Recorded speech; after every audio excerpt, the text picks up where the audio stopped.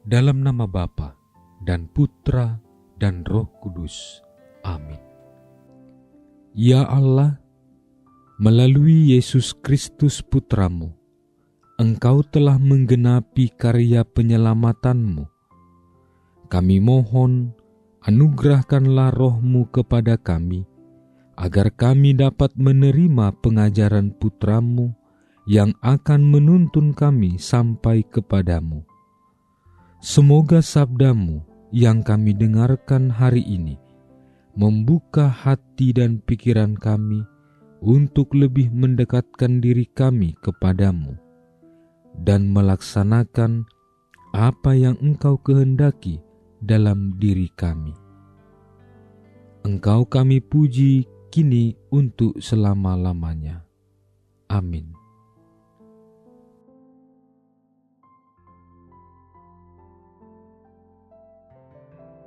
Bacaan dari Injil Matius bab 28 ayat 16 hingga 20. Dan ke-11 murid itu berangkat ke Galilea, ke bukit yang telah ditunjukkan Yesus kepada mereka. Ketika melihat Dia, mereka menyembahnya, tetapi beberapa orang ragu-ragu. Yesus mendekati mereka dan berkata, "Kepadaku telah diberikan segala kuasa di surga dan di bumi. Karena itu pergilah, jadikanlah semua bangsa muridku dan baptislah mereka dalam nama Bapa dan Anak dan Roh Kudus. Dan ajarlah mereka melakukan segala sesuatu yang telah kuperintahkan kepadamu. Dan ketahuilah, aku menyertai kamu senantiasa sampai kepada akhir zaman." Demikianlah sabda Tuhan. Saudara-saudari terkasih, kemuliaan dan tanda salib kita buat berapa kali sehari? Adakah perbedaan antara doa kemuliaan dan tanda salib? Keduanya merupakan ungkapan devosi kepada Allah Tritunggal. Keduanya bicara tentang misteri Trinitas, bicara tentang percaya akan misteri kesatuan Tuhan ini.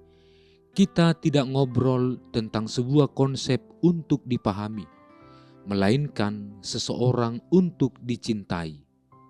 Inilah realitas yang harus direngkuh. Saudara-saudari terkasih, yang sering menjadi pertanyaan ketika kita merayakan misteri iman ini adalah, bagaimana memecah misteri Trinitas? Bagaimana memahami kesatuan Allah dalam 3 pribadi? Bagaimana mempertahankan realitas kesatuan di tengah rongrongan pluralitas realitas Allah? Sering bagi kita lebih mudah menjelaskan sifat, fungsi, apa yang dikerjakan masing-masing pribadi dengan menitik beratkan pada kekhasan masing-masing. Jebakan yang bisa menjatuhkan kita adalah masuk dalam kronologi waktu. Misalnya, memahami Allah Bapa sebagai pencipta di masa lampau, Allah Putra menebus kita dengan inkarnasinya 21 abad yang lalu, dan Allah Roh Kudus melanjutkan karya penebusan itu dengan menghantarkan kita pada pengalaman akan Yesus Kristus. Nampaknya bisa dinalar, tetapi kronologi waktu yang mengaut-autkan seperti ini banyak menyesatkan. Sudah banyak tentu yang tersesat dan jatuh. Manusia dalam keterbatasannya mencoba untuk menguasai Allah.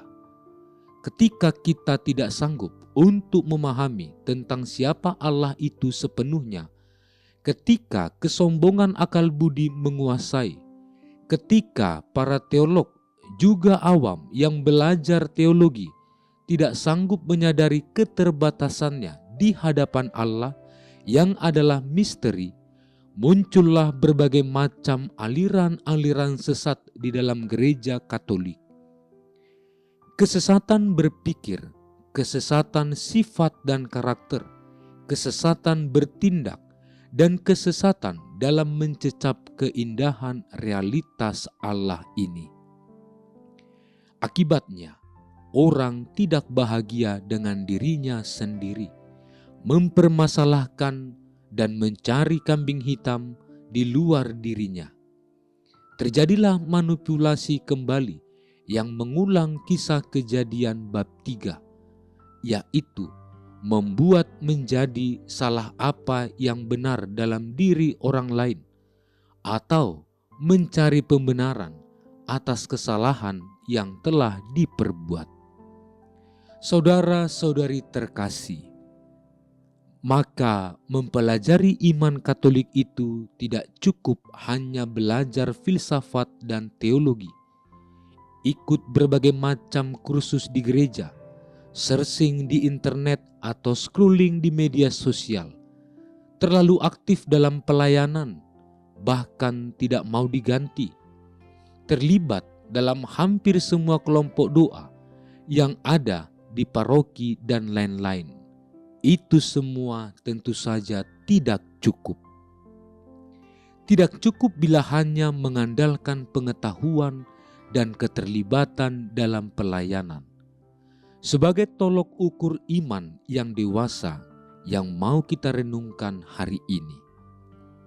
Saudara-saudari terkasih, semua pengikut Kristus yang aktif maupun pasif ke gereja, yang merasa terpandang atau biasa-biasa saja, juga perlu berteologi dengan lutut, yaitu dengan sendiri bersama dengan Allah dan berdoa dengan tulus.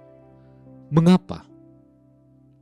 Sebab percaya kepada Allah Tritunggal berarti memiliki pengalaman bersama dengannya secara personal. Sebuah pengalaman hati, intuisi, emosional, rasio, akal budi yang didialogkan, yang dicakap-cakapkan dan tinggal bersama dengan Allah. Absennya pengalaman tinggal sendiri bersama Allah justru akan membuat pencarian intelektual dan aktivisme rohani kita masuk dalam jebakan narsisme spiritual disinkarnatif, yaitu bahwa semuanya itu kita lakukan untuk kepuasan diri belaka, demi pencarian diri dan harga diri, bukan didedikasikan untuk melayani sesama, apalagi melayani Allah itu sendiri. Saudara-saudari terkasih, maka bila kita belajar tentang Allah dan keallahannya, jangan lupa juga berbicara dengan Allah.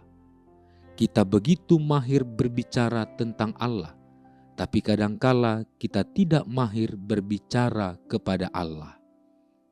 Begitu besar kasih Allah akan dunia ini, sehingga Ia telah mengaruniakan anaknya yang tunggal, supaya setiap orang yang percaya kepadanya tidak binasa, melainkan beroleh hidup yang kekal. Mempelajari misteri Trinitas bukan berarti memahami sepenuhnya misteri Allah Tritunggal, yang adalah juga misteri kepribadian manusia, melainkan menghidupinya, menghayatinya. Dengan demikian, kunci pemahaman untuk mencintai Allah Tritunggal adalah relasi. Karena Allah menciptakan kita bukan dari ketiadaan, tapi dari kemurahan hatinya, dari cinta kasihnya yang meluber, yang meluap-luap.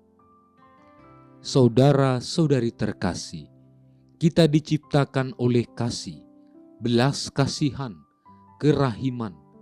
Sikap dasar inilah yang merupakan kunci dasar untuk membentuk komunitas, tinggal bersama di bawah satu atap, dengan satu aturan, dikomandoi oleh satu pimpinan untuk mencapai satu tujuan bersama. Mengapa? Karena mencintai itu bukan saling menatap mata lalu ada rasa, melainkan saling menatap tujuan yang sama, dicapai bersama-sama. Inilah figur dari Allah Tritunggal yang kita rayakan hari ini, cermin kehidupan komunitas kita, dan semoga Tuhan kita Yesus Kristus semakin dikenal dan dicintai oleh semakin banyak orang. Allah menciptakan kita, memelihara kita dengan tujuan supaya kita hidup, tidak binasa dan kembali kepadanya. Tuhan memberkati. Allah Bapa yang kekal, Engkau berkenan tinggal di tengah-tengah kami dan mengikat perjanjian yang menyelamatkan kami melalui Kristus Putramu. Bimbinglah kami untuk mengimani Dia dan penuhilah kami dengan Roh Kudus-Mu, daya hidup yang akan menghimpun kami dalam cinta kasih-Mu. Dengan pengantaraan Yesus Kristus Putramu Tuhan kami, yang bersama dengan Dikau dalam persekutuan Roh Kudus, hidup dan berkuasa, Allah sepanjang segala masa. Amin. Allah Tritunggal Maha Kudus, Bapa, Putra dan Roh Kudus. Engkaulah Allah Esa yang Maha Kuasa dan Maha Rahim. Kami puji dan muliakan Dikau. Di tahun komunitas basis ini, dengan sepenuh hati, kami mengagungkan Dikau, karena Engkaulah sumber, dasar, dan model sempurna kesatuan kami dengan Dikau, sesama dan alam ciptaan. Kami mohon, anugerahilah kami Roh Kudus-Mu, agar kami mampu membangun persaudaraan dan persekutuan sejati di dalam keluarga, komunitas-komunitas, dan seluruh gereja. Dengannya kami menjadi tanda kesatuan dan kehadiran-Mu di dunia ini. Bunda Maria, Bunda yang berbelas kasih, doakanlah kami anak-anak-Mu, agar hidup rukun dan bersatu seperti keluarga kudus di Nazaret, dengan pengantaraan Kristus Tuhan kami. Amin. Dalam nama Bapa dan Putra dan Roh Kudus. Amin.